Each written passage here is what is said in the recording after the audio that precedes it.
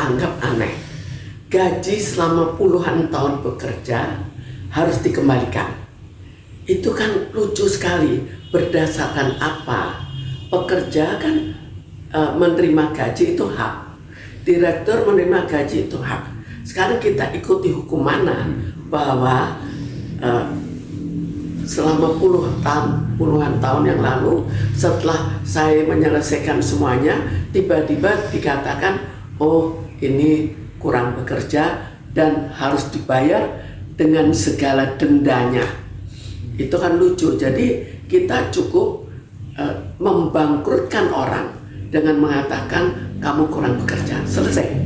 Ini fakta ya.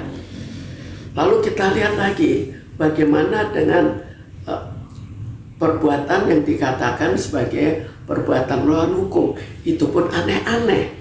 Jadi di sini saya ingin tahu siapa sih yang lebih berkuasa. Misalnya saya punya deposito milik saya atas nama saya. Saya cairkan oleh saya dan hasilnya saya ambil. Itu katanya perbuatan melawan hukum. Apa salahnya? Di mana salahnya? Buktikan saya salah. Kemudian ada lagi mereka melaporkan pada tahun 2013, melaporkan kejadian tahun 1999 ke kepolisian. Kepolisian mengatakan itu tidak ditemukan adanya perbuatan seperti yang dilaporkan. Itu banyak itu yang begitu. Tapi akhirnya pengadilan mengatakan, oh itu perbuatan melawan hukum. Jadi pengadilan kok begitu super hebat. Dalam waktu sekejap hanya membaca tahu bahasa yang salah. Polisinya dengan susah payah melakukan penyelidikan, melakukan penyidikan, itu semuanya mengatakan bahwa tidak ditemukan adanya kesalahan sehingga tidak dilanjutkan ke kejaksaan. Tapi itu juga menjadi perbuatan melawan hukum. Belum lagi perbuatan yang polisi saja nggak mau terima laporannya. Saya lagi yang salah. Kenapa nggak salahkan polisi? Tapi semua itu dijadikan akhirnya bukti terjadinya pencemaran nama baik.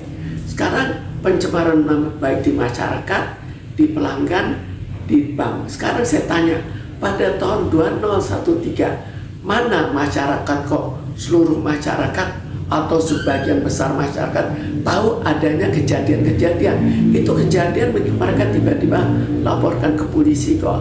Jadi nggak ada yang tahu, tapi bisa mengatasnamakan masyarakat.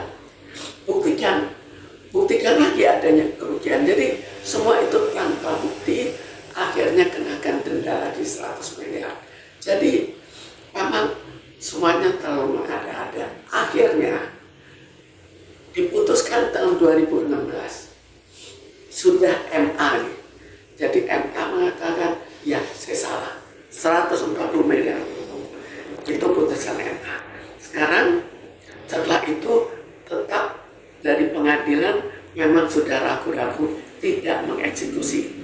Tapi tiba-tiba pengadilan tahun 2024 tiba-tiba memanggil untuk dilaksanakan pembayaran dalam waktu 2 minggu. Kemudian akhirnya diadakan kesempatan untuk negosiasi untuk nanti dipanggil kembali. Tapi sebelum dipanggil, tiba-tiba harta saya sudah disita eksekusi. Jadi tiba-tiba sudah dipanggil dan ini sita eksekusinya. Berdasarkan penetapan Ketua Pengadilan Negeri Jakarta Selatan nomor sekian, tanggal 31 Oktober dilakukan sita eksekusi yang akan dilaksanakan pada hari Senin 16 Desember 2024 itu di Lombok ya. Ini jelas sekali. Lombok itu apa? Itu harta warisan saya. Saya punya harta warisan di Lombok dan akhirnya diberi waktu 1 hari kerja. Jadi dalam 1 hari kerja itu saya sudah membantah semuanya. Apakah mungkin? Dan kalau sita eksekusi sudah dijalankan, maka tidak boleh protes lagi. Lalu kita lihat lagi apa arti sita eksekusi ini. Di sini ditulis Barang-barang ini, maksudnya barang-barang yang dieksekusi, kemudian akan dilelang atau dialihkan untuk memenuhi kewajiban yang diatur dalam putusan pengadilan. Jadi sudah putusan ini boleh langsung dilelang. Ini keputusannya. Jadi di sini pengadilan akan mengeluarkan perintah sita eksekusi ke petugas. Ini kan sudah dilakukan untuk menjalankan eksekusi. Jadi bisa dibayangkan hukum ini apa sih? Apakah dia soal raja pun sepertinya tidak akan separah itu.